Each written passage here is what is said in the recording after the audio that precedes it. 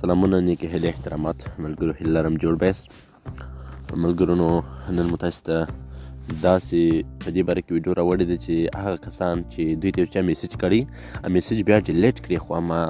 دی په ټینشن کې واچي چې دا نو ماته څه راستولي وه چې ډیلیټ یې کړله آیا په دې کې به داسې څه وه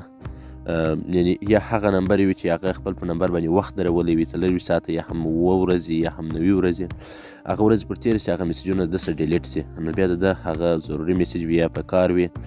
نو دی غواړي چې هغه میسجونه وګوري هغه میسجونه بیرته ترلاسه کړي نو دی څنګه کولی سي نو دې دپاره تاسې نن داسې طریقه درښیم چې تاسې کولی سئ چې هغه میسجونه چې تاسې ته څوک میسج وکړي هغه ډیلیټ کړي خو بیا هم تاسې لاسرسی ورته پیدا کړئ او هغه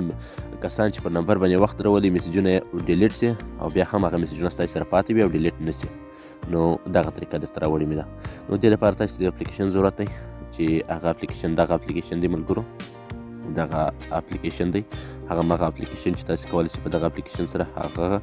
د اپلیکیشن خپل د واتساپو سره وصل کړئ یا خپل ټلګرام سره وصل کړئ هغه کسان چې تاسې ته میسج واستوي بیا بیرته ډیلیټ کړي هغه میسج به ستاسې سره پاتې وي او که پر نمبر وخت درولی و هم به میسجونه ستاسې سره پاتې وي ستاسې سره به نه ډیلیټ کېږي نو دغه د اپلیکیشن دی دغه انیډل ریسیور په نامه دی نو دلته به تاسې خپل پلی سټور ته راسئ او دغه اپلیکیشن به د پلی سټور څخه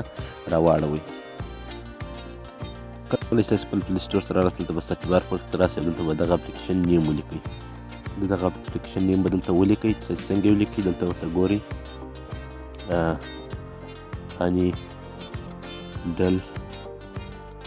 انیډل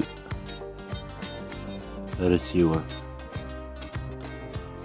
دلته چې مو کله انیډل ریسیور ولیکئ نو تاسې به دغه اپلیکیشن راسئ ګورئ ملګرو دغه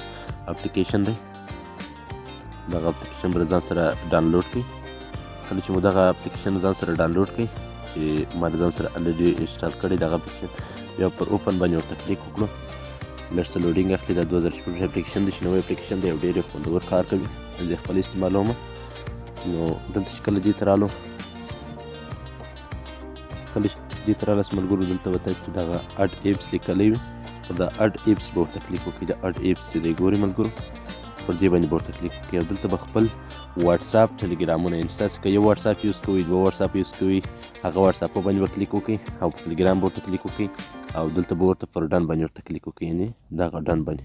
کله چې پر دې باندې کلیک وکړئ نو ستاسې سره به هغه واتساپونه پشکې راسي کله چې هغه دلته راله یعنې هغه دلته ستاسې سره دا شی وسلو بیا نو چې په آینده وخت کې ستاسې ته هر څوک میسج وکړي هغه ډیلیټ کړي یا په نمبر باندې په هغه واتساپ کې وخت ولاړ وي هغه ولاړ سي هغه ستاسې سره نه ډیلیټ کېږي هغه به دغه ځای کې د ټریس پیلز په نامه چې کوم ځای دی دغه دلته به تاسې چې کله راسئ دلته به هغه ټول میسجونه هغه ټول هر څه وي چې هغه تاسې ته یو چا راستولی وي او بیا یې ډیلیټ کړي وي یا تاسې ته یو چا راستولی وي هغه پر نمبر باندې وخت وي او ډیلیټ سوي وي خو ستاسې سره به دلته هغه موجود وي هغه چې هر څومره ویډیوګانې وي عکسونه وي بلکې چې هر څه یې تاسې ته راستولي سټیکر وي هغه به دلته ستاسې سره پاتې وي هغه به تاسې بیرته لاسرسی ورته لرئ او دا تاسې کولی شئ ګالرۍ ته هم واړوئ څنګه ګالرۍ ته اړوئ هغه طریقه هم درته ښیم دلته چې دې ځایګي ته رالاست نو دلته اوس ګورئ زموږ سره مثال دغه میسجونه چې موږ ته چا راستولي هغه یې ډیلیټ کړي لکه دغه نو تاسې پر دغه باندې ورته کلیک وکړئ او تاسې کولی شئ چې پر دغه باندې هم کلیک وکړئ او دا ځان سره ډاونلوډ کړئ پر دغه